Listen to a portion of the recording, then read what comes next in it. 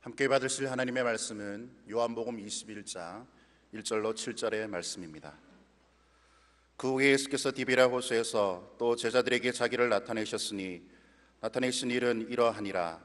시몬 베드로와 디두모라 하는 도마와 갈릴리 가나 사람 나다나엘과 세베대의 아들들과 또 다른 제자 둘이 함께 있더니 시몬 베드로가 나는 물고기 잡으러 가노라 하니 그들이 우리도 함께 가겠다 하고 나가서 배에 올랐으나 그날 밤에 아무것도 잡지 못하였더니 날이 새어갈 때 예수께서 바닷가에 서셨으나 제자들이 예수이신 줄 알지 못한지라. 예수께서 이르시되 얘들아 너희에게 고기가 있느냐 대답하되 없나이다.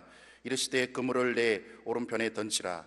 그리하면 잡으리라 하시니 이에 던졌더니 물고기가 많아 그물을 들 수 없더라. 예수께서 사랑하시는 그 제자가 베드로에게 이르되 주님이시라 하니 시몬 베드로가 벗고 있다가 주님이라 하는 말을 듣고 겉옷을 두른 후에 바다로 뛰어내리더라. 아멘. 오늘 본문 요한복음 21장 1절 이하는 부활하신 예수님께서 세 번째로 제자들에게 나타나신 장면입니다. 장소는 물론 갈릴리 호수. 등장인물은 베드로를 비롯해서 7명의 제자들. 이 본문의 그 분위기는 한 폭의 풍경화를 보듯이 혹은 한 편의 서정시를 읽듯이 참 차분하고 또 시골 내음이 물씬 나고 인간 냄새가 나는 그런 요한복음의 말하자면 마지막 부분 부록과 같은 그런 장면입니다. 우선 제자들이 예루살렘에서 갈릴리로 내려간 것에 대해서 흔히 오해를 많이 하지요. 제자들이 믿음이 없어가지고 우리 어떻게 사나 갈릴리에 가서 다시 고기나 잡자, 그런 뜻으로 내려간 것은 아니죠.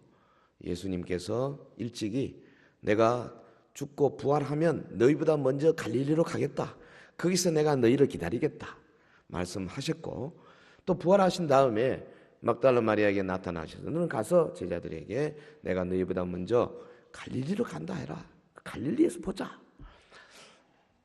그 약속을 믿고 제자들이 지금 갈릴리로 온 거죠. 갈릴리가 어떤 곳입니까? 대다수 제자들이 그곳이 고향이지요. 그리고 상당한 기간 동안 적어도 2년여 이상 예수님과 함께 사역하면서 애환이 서려 있는 곳이, 추억이 그게 물씬 나는 곳이 바로 갈릴리입니다. 예수님이 갈릴리에서 제자들을 왜 다시 보자고 하셨을까? 여러 가지 생각할 수 있겠지만은 아마도 주님과 같이 했던 아름다운 시간들을 다시 한번 떠올리게 하고, 나를 따라오느라 했을 때 모든 것을 버리고 따랐던 제자들, 그 3년 전에 제자로서의 출발 지점, 그곳에서 다시 한번 사명감을 이제 확신시키려고 하는 그런 의도가 아니었겠습니까? 근데 실제로 주님이 갈릴리에서 저들을 만나고, 오늘 본문을 보면 본문의 현장이 밤이 맞도록 수고했지만은 고기 한 마리 못 잡았어요. 그것이 3년 전의 사건과 거의 유사합니다. 밤이 맞도록 한 마리 못 잡았을 때 처음 주님이 찾아오셔서 뭐라 그랬습니까? 깊은 데로 가서 그물을 던져라. 본문에는, 이 요한복음 21장에는 배 오른편으로 그물을 던져라. 흡사하죠. 제자들이 아마 3년 전 일을 생각지 아니할 수가 없었을 것입니다. 3년 전에 이들이 모든 것을 버리고 예수님을 따라갔지 않습니까? 주님의 십자가 고난 이미 다 겪었습니다. 그리고 그가 부활하신 것을 얼마 전에 알았고 직접 만졌고 보았고 믿었습니다. 그들은 이제 주님의 말씀에 순종해서 갈릴리로 오기까지 했습니다. 예수님의 마음에 무슨 생각이 있습니까? 이 제자들과 함께 앞으로 어마어마한 일을 하겠다. 예루살렘에서 시작해서 안디옥으로 혹은 소아시아로 혹은 유럽 그 에게 해협을 건너서 빌립보로, 데살로니카로, 고린도로, 그리고 나아가서 로마로, 전 세계로 하나님의 나라를 확장시키는 이 사역, 여기 한 줌도 안 되는 작은 제자들, 적은 숫자의 제자들과 함께 지금 시작할 판입니다. 본문 1절에서 보면 예수님이 자기를 나타내셨다 그랬지 않습니까? 이것은 자신이 부활한 사실을 제자들에게 다시 한번 확인시켜 주시고 또 더 나아가서 부활하신 예수님을 만난 제자로서 마땅히 감당해야 할 사명을 깨우쳐 주기 위함이었죠. 오늘 이 시간에 우리 함께 본문 속으로 좀 들어가서 제자들이 호숫가에서 주님과 함께 나누었던 경험들 살펴보고 또 우리가 하나님의 나라에서 나누게 될 그 잔치, 연회 우리가 소망하는 그런 시간이 되기를 주의 이름으로 축원합니다. 자, 제일 먼저 제자들의 모습, 다시 갈릴리로 물고기 잡으러 가는 모습입니다. 네. 제자들 속에 마음에 미래가 불확실한 거예요. 마음이 답답한 겁니다. 주변의 현실을 보면 서글퍼요. 할 일이 없어요. 뭘 하면 좋을런지. 다시 호수로 가서 물고기 잡으러 가는 그 7명의 제자들의 뒷모습을 가만히 우리가 한번 생각해 보겠습니다. 3절에 시몬 베드로가 나는 물고기 잡으러 가노라 하니 그들이 우리도 함께 가겠다 하고 나가서 배에 올랐으나. 이 지금 시몬 베드로와 함께 간 제자들의 이름이 나오죠. 그 2절에 보면 도마, 나다나엘, 그다음에 세베대 아들 야고보와 요한, 그리고 다른 두 제자, 그다음에 베드로, 7명이죠. 왜 제자들의 이름을 이렇게 명확하게 명기하고 있습니까? 이 요한의 그 의도가 뭐냐 하면 이것이 역사적인 사건이라는 거죠. 요 분명히 장소, 시간이 있었던 사건이다. 그들이 지금 예루살렘으로부터 갈릴리 내려와서 그 여러 제자들이 함께 줄곧 거주했죠.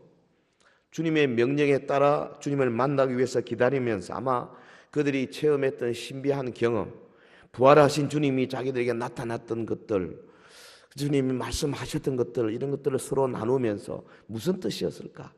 왜 그렇게 말씀하셨을까? 막 여러 가지로 많은 대화를 나누고 있었을 것입니다.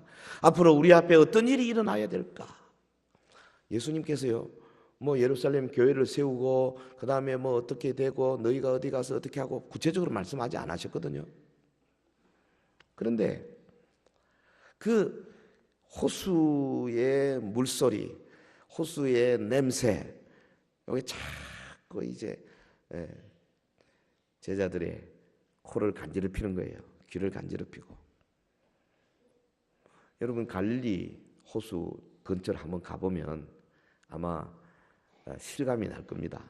저 유대 광야 저 남쪽에 하고 이제 시나이 반도부터 시작해서 그 유대 광야 돌아다니고 뭐 척박하죠. 뭐 비가 안 오니까 그게 뭐 형편없습니다. 나무들도 전부 다 막 나무를 쳐다보면 물 하고 있어요. 비가 안 오니까. 그런데 이 차를 타고요 쭉 북쪽으로 요단강 따라서 북쪽으로 쭉 올라와서 갈릴리 그 호수가 있는 근처에 탁 들었으면은 갑자기 눈앞에 막 오아시스 같은 게 쫙 펼쳐져요. 이 갈릴리 이 물 중심으로 해서 거기에 막 비옥한 땅, 젖과 꿀이 흐르는 땅이 그 보이지 않습니까? 이 갈릴리는 빗물이 아니잖아요.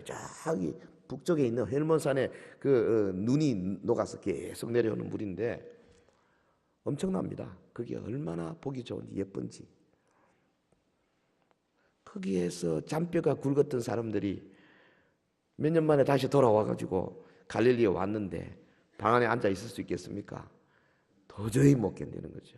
베드로가 뭐라 그랬습니까? 참다 못해서 나는 물고기 잡으러 가노라 그랬어요. 이 지금 베드로의 마음이 미래가 불확실해요. 불안정해요. 어디로 가야 할지 모릅니다. 현실이 서글플 겁니다. 사람 낚는 어부 되기 위해서 주님을 따라왔는데 이게 뭐냐 이거예요 지금. 다시 또 고기 잡는 어부로 지금 가는 거예요. 여러분 다음날 새벽에 주님께서 오셔가지고 베드로와 만날 때 베드로 야단치지 않았어요. 너 왜 다시 물고기 잡으러 왔냐? 그러지 않으셨습니다. 왜? 그 마음을 충분히 주님이 이해하시죠. 최소한 베드로는 울적한 마음이었겠지만은 그러나 놀고 있지는 않았어요. 뭔가 일은 했어요. 이게 참 좋은 것 같아요.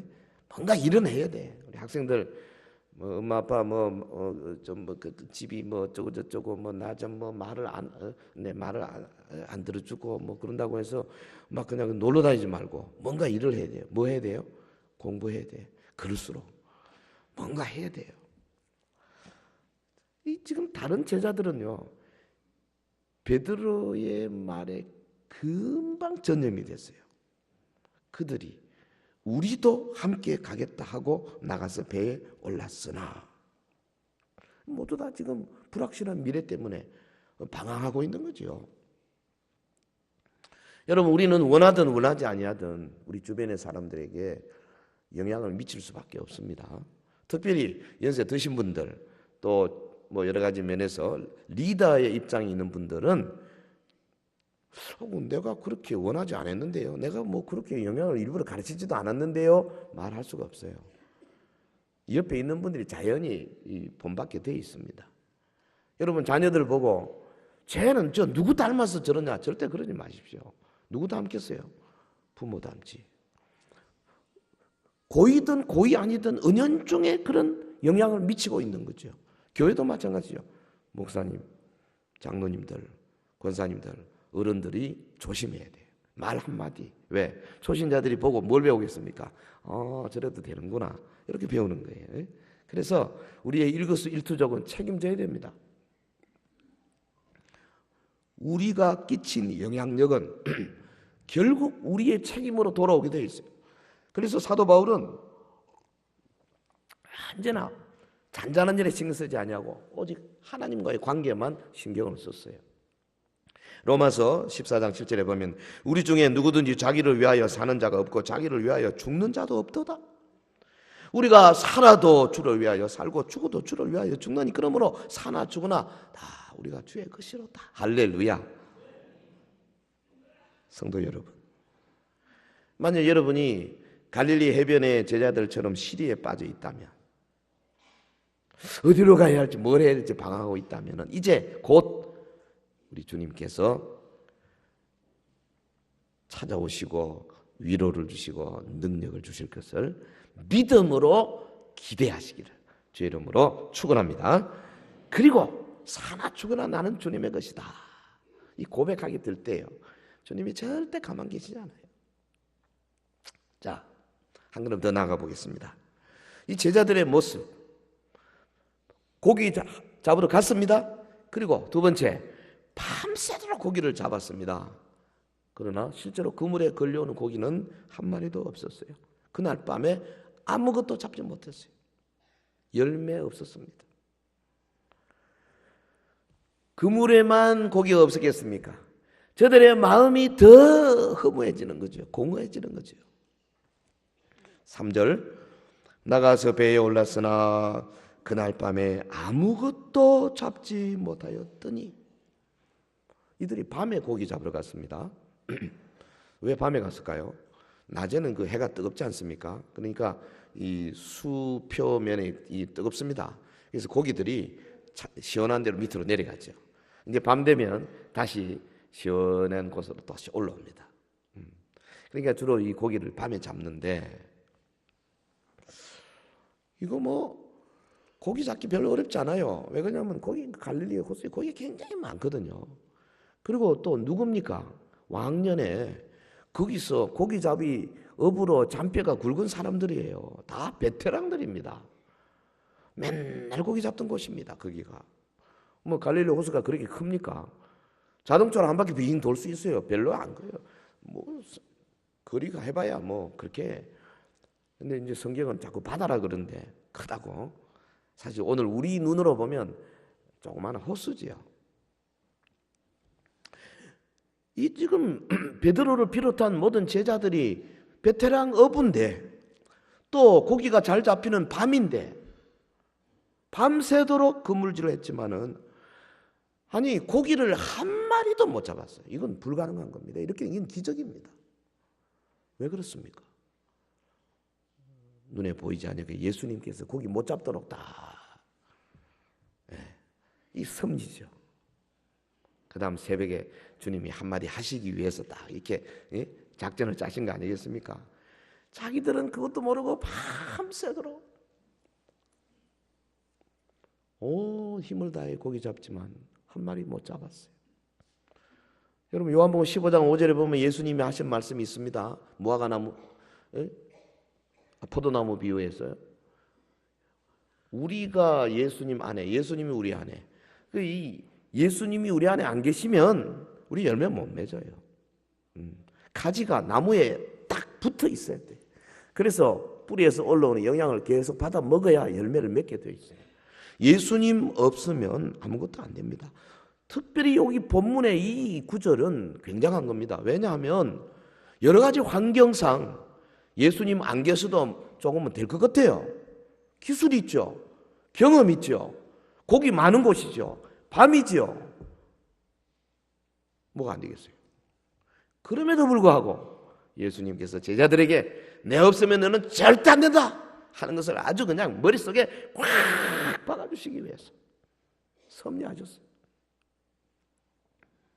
너희가 너희의 전공 과목인 고기 잡는 일에도 내 없으면 안 되는데 앞으로 너희가 나가가지고 이 세상의 수많은 죽어가는 영혼들 사람 낚는 업으로서 사역할 때에 내가 없으면 너는 절대 안 되는 거다. 이걸 아주 심어주기 위해서. 그렇습니다. 육적인 일은 우리의 경험으로 우리의 기술로 사람의 힘으로 좀 될 수 있는 것도 있겠지만은 그러나 영적인 일은 절대 안 됩니다. 절대 안 돼요. 주님의 도움 없으면. 교회의 모든 일은 영적인 일이에요. 그래서 이 교회는 오직 하나님의 영이 역사하는 방식들을 하지 않으면 절대 안 되게 돼 있어요. 성도 여러분, 예수님 없는 인생의 수고는 그 노력의 분량과는 무관하게 결국 헛수고가 될 수밖에 없습니다. 제자들은 밤새도록 수고했지만 아무것도 잡지 못했습니다. 이것은 주님의 제자들을 교훈할 뿐 아니라 오늘 우리 성도들을 위해서 주시는 말씀이에요. 인생을 다름질이라고 하지 않습니까? 그런데 예수님 없는 다름질의 끝은 결국 절망과 허무밖에 안 남습니다.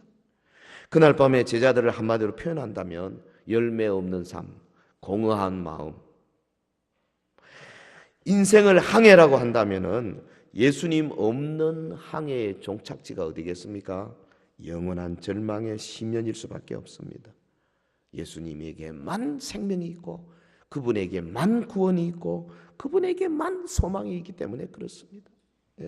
예수님이 안 계시면 우리가 아무리 인생을 열심히 살아도요 결국 남는 것은 허무밖에 안 돼요. 시편 127편 1절에 여호와께서 집을 세우지 아니하시면 세우는 자의 수고가 헛되며 여호와께서 성을 지키지 아니하시면 파수꾼에 깨어 있음이 헛되다. 주님이 하셔야 됩니다. 어느 두 친구가 큰 기차 정거장에서 서서 최신식 엔진을 갖춘 그 KTX가 막 날아가듯이 지나가는 걸 봅니다.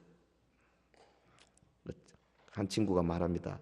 이야, 그 엔진 참 세다. 그랬더니 그 다른 친구, 그곳의 역장입니다. 역장이 뭐라 그러냐면 그렇고 말고 엄청나지. 응? 그런데 아무리 센 엔진도 저게 바퀴가 철로 위에 있을 때 가능하지 철로 하나만 이탈하면 안 돼. 그러면서 이제 말을 잇기를 우리 그리스도인이 이 땅에서 힘차게 나갈 수 있는 것도 사실은 우리의 주님, 우리의 구주이신 주님과 연합하여 할 때만 가능한 것이지.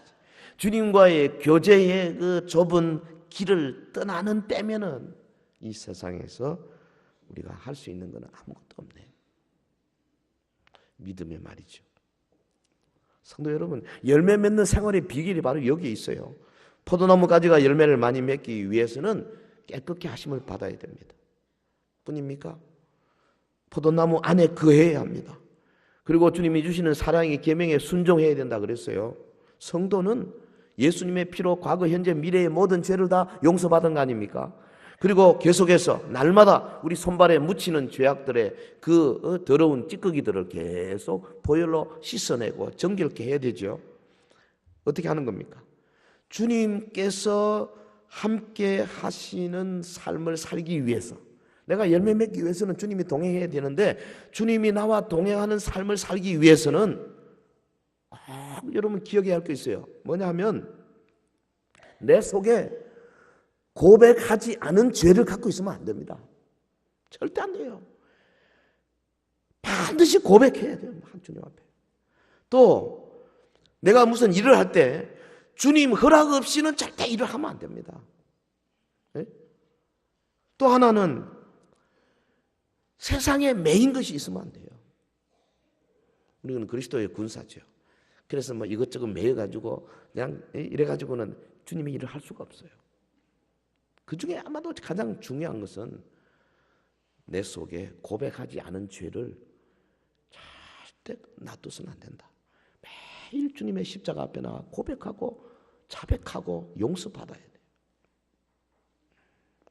다른 말로 하면은 우리가 말씀 속에서 살아가고 성령님을 모시고 성령님의 능력으로 사는 삶이에요.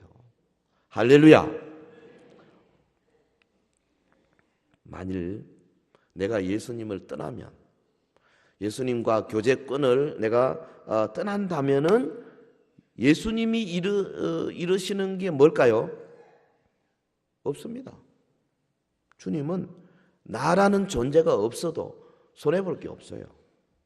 하지만 나는 내가 예수님과의 교제권을 놔버리면 나는 모든 것을 잃게 되는 거예요. 지금뿐 아니라 영원한 세계의 모든 것을 상실하게 되는, 그래서 잃어버린 자가 되고 마는 겁니다. 그래서 주님이 물으십니다. 다 진리의 말씀을 제시해 놓고 어떠냐? 받겠냐? 안 그러면 너희도 가려느냐? 요한복음 6장에 보면 예수님이 그 오병이의 기적 있고 난 다음에 하늘의 신령한 말씀들, 생명의 떡의 말씀들을 쭉 하니까 사람들이 아이고 이거 어렵다. 이 양반 막 오병이의 기적을 일으키는 뭐 좀 볼만 있더니 입에서 나온 소리 들어보니까 무슨 소린지, 뭐 자기 살을 먹으라는 둥 무슨 소린지 모르겠다. 이 웃기는 사람이다. 그리고 다 떠나갔어요. 제자들만 남았습니다. 예수님이 제자들에게 너희도 가려느냐? Shall you go? 그랬더니 그 똑똑이 베드로가 탁 나서가지고 영생이 주님 앞에 있는데, 생명이 주의 말씀 안에 있는데 우리가 주님을 떠나서 어디로 가겠습니까? 저를 언제나 주님 곁에 있게 하시고 주님을 충성스럽게 섬기게 하옵소서. 사실 우리의 그 신앙의 고백이어야죠. 할렐루야. 주님을 떠나면 안 돼요. 고기 한 마리 잡을 수 없어요. 아무리 공부 열심히 해도 뭐 인류 대학에 갈 수는 있겠죠. 그러나 그 일생을 나중에 보면 예수님 없는 삶은 결국은 헛되고 말아요.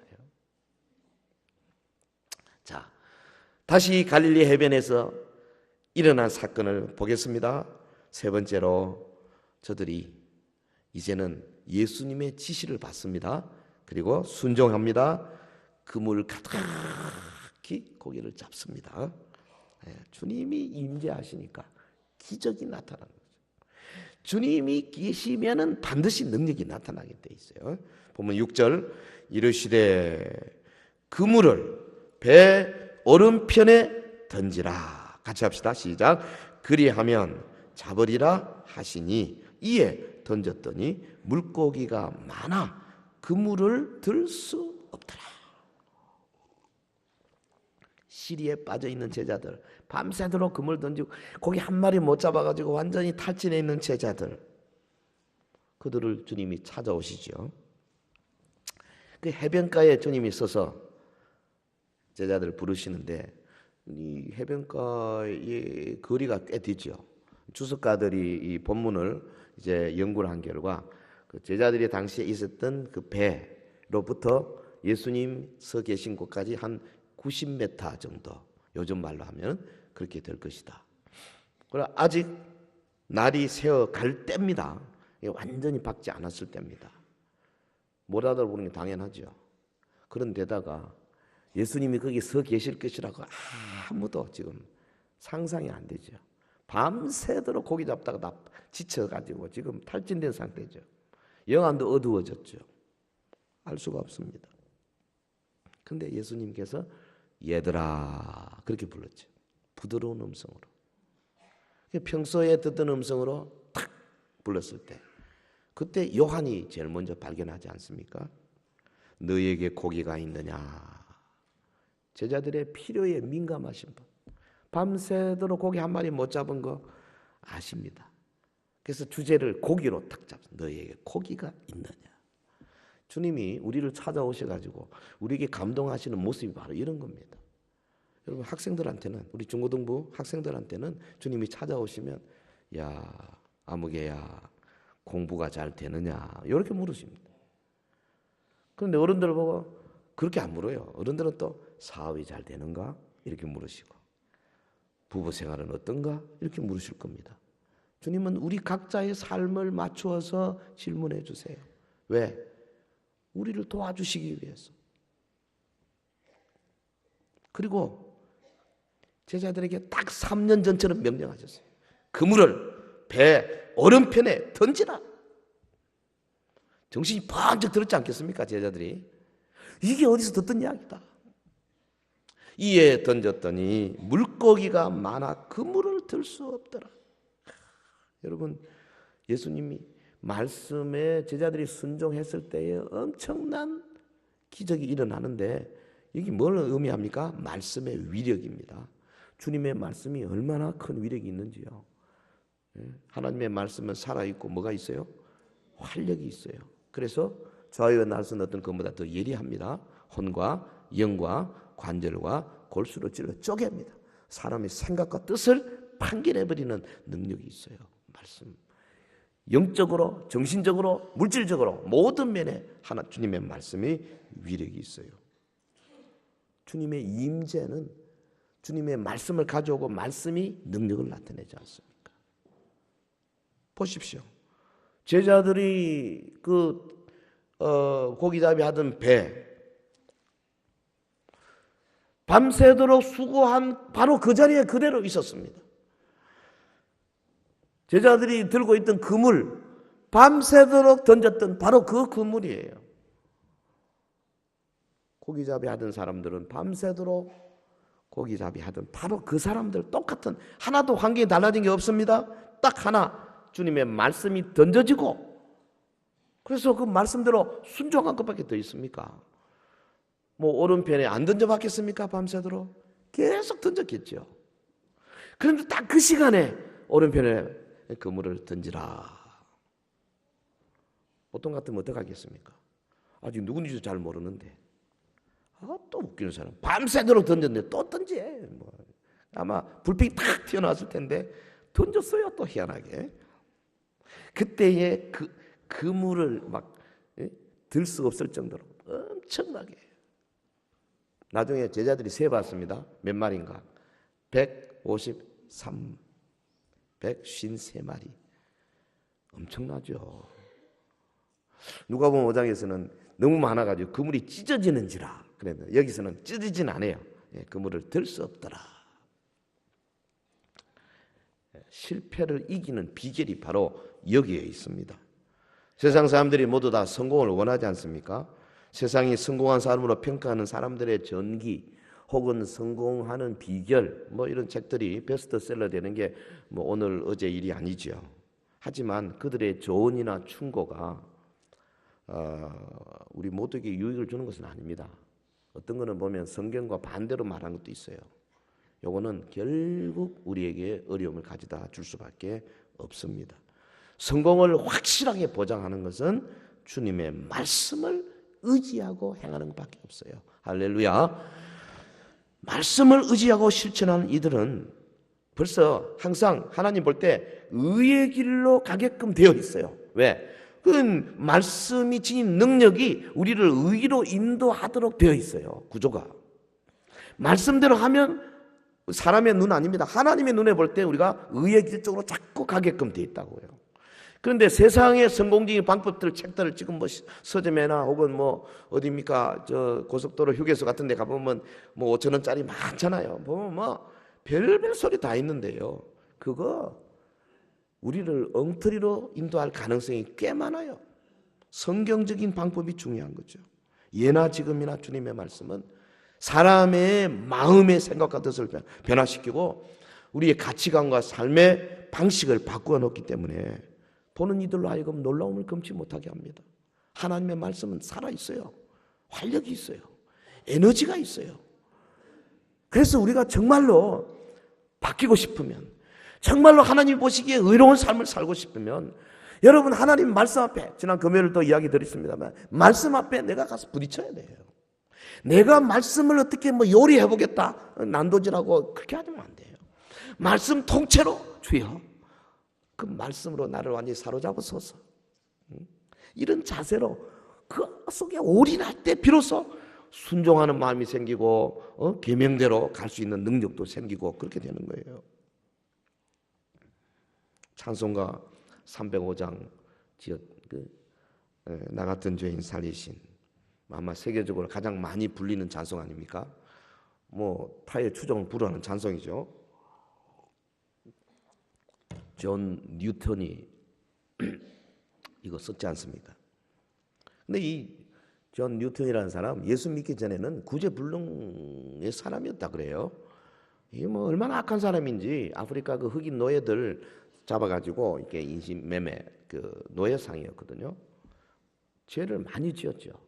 근데 그가 말씀에 이제 부딪혀가지고 회개하고 변화되어서 사랑과 눈물의 설교자가 되었습니다.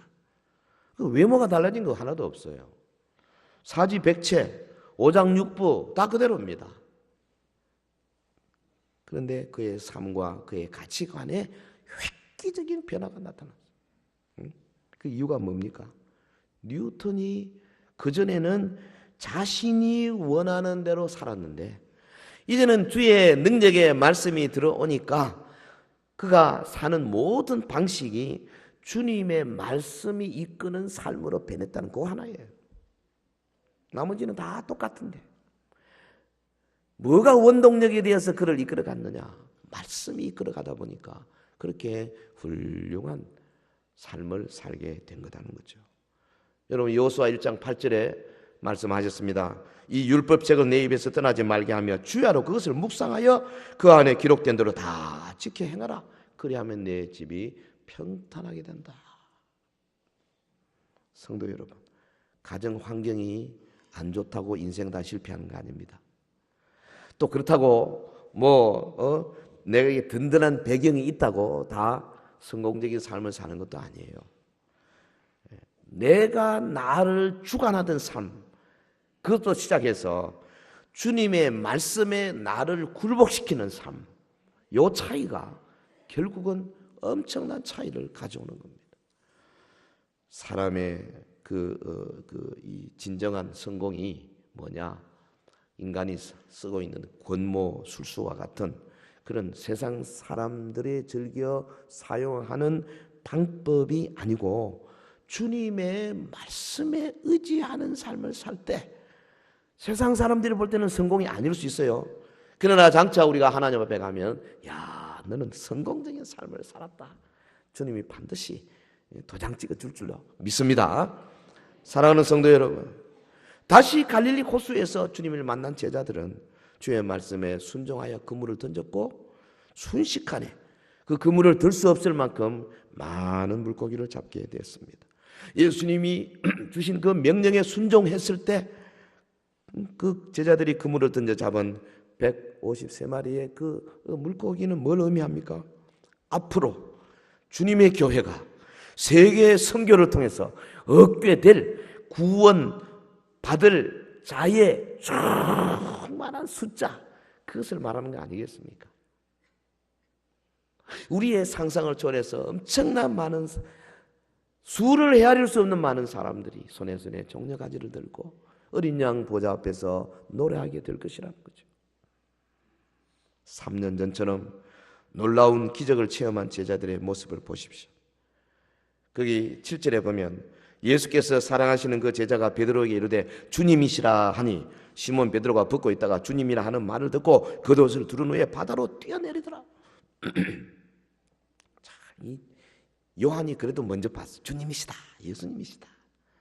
그러니까 베드로가 아마 고기잡이 한다고 우통 막 벗고 했던가 봐요. 겉옷을 얼른 입고 뛰어내리더라. 뛰어내리고 걸어간 겁니까? 헤엄친 거죠. 얼마나 깊은데요? 90m를. 오늘 여러분 중에 서글픈 현실, 불안한 미래 때문에 혹시 마음이 안정이 안 되고 방황하는 분 안 계십니까?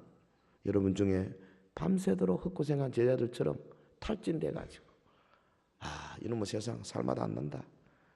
이거 뭐 돼가는 것마다 전부 다 마음에 안 들고 입에서 불평만 나오고 내 삶을 돌아보니 별로 열매도 없는 것 같고 이런 분들 오늘 이 말씀을 가만히 묵상하면서요 그 비결을 찾으시기를 바랍니다.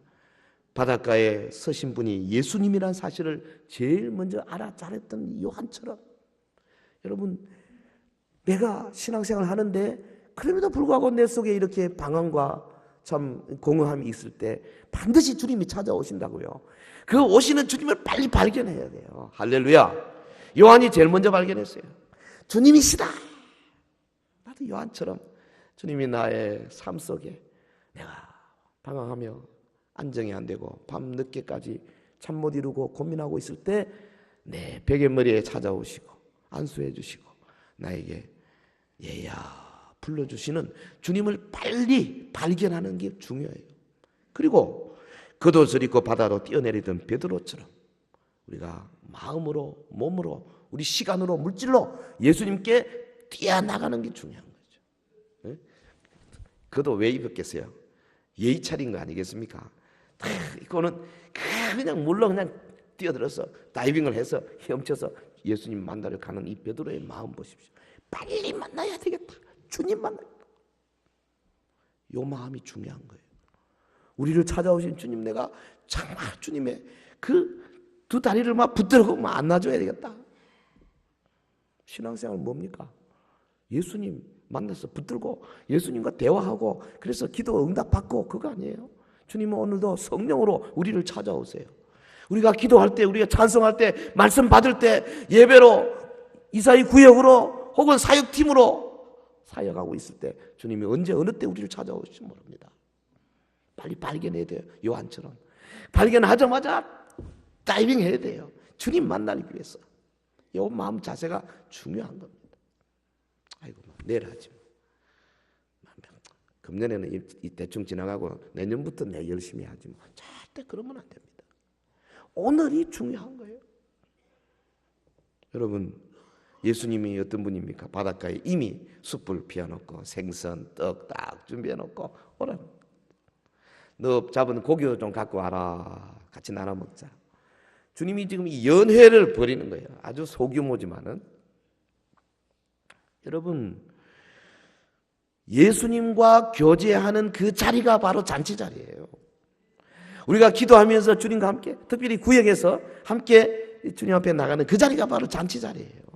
주님이 영적으로 말하면은 숯불 피워놓고 생선 가져와라 올리고 이렇게 해서 나눠 먹는 거예요.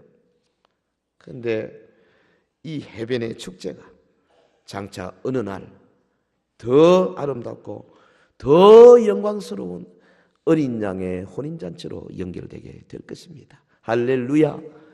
그때 우리의 눈에 모든 눈물을 다 지어주시고 다시는 고통이 없고 다시는 죽음이 없고 다시는 불안, 방황, 다시는 불안정감, 다시는 죄책감, 수치심이 없는 바로 그 사회, 그 세계 주님이 잔치를 베풀어 놓고 우리를 부르시는 거예요. 이 위대한 비전을 어떻게 우리가 이룰까요? 바로 오늘 그물을 배 오른편에 던지라 하시는 주님의 명령에 순종하는 겁니다. 여러분 당시 제자들에게는 배 오른편에 그물을 던져라 했지만 오늘 여기 우리 할렐루야 찬양대원들을 우리 중고등부 학생들에게는 또 다르게 말할 겁니다. 여러분 각자의 그물을 던지는 주님의 명령이 올 거예요. 어떤 사람에게는 사업하는 면에, 어떤 사람은 공부하는 면에, 어떤 사람은 내조하는 면에, 어떤 사람은 부부간의 문제, 어떤 사람은 이 사회에서 하는 여러 가지 사역에 주님이 부르심이 올 것입니다. 아멘. 내가 주님이 원하는 대로 하겠습니다. 예. 나의 과거의 경험과 나의 가치관을 고집하지 마시고 주님의 것으로 바꿔치기 해야 됩니다. 성경이 제시하는 그 가치관으로 가야 됩니다. 그리하면 주님은 우리를 사람 낚는 업으로, 이 마지막 시대에, 이 할 일 많은 때에 사람 낚는 업으로 높이 세워 주실 줄로 믿습니다.